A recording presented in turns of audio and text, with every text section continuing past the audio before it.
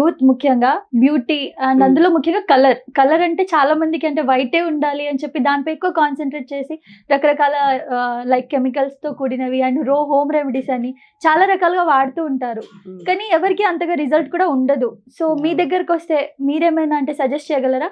Pure గా ఉండాలి and ఎలాంటి ఎఫెక్ట్స్ ఉండకుండా. సో ఈ ప్రోడక్ట్ గురించి చెప్పే ముందు అసలు ఈ ప్రోడక్ట్ యొక్క స్పెషాలిటీ గురించి మీకు చెప్పాలి. ఓకే. సో ఈ ప్రోడక్ట్ లో ఏం యూస్ చేస్తారు అంటే ఫైటో న్యూట్రెంట్ ఆయిల్ యూస్ చేస్తారు.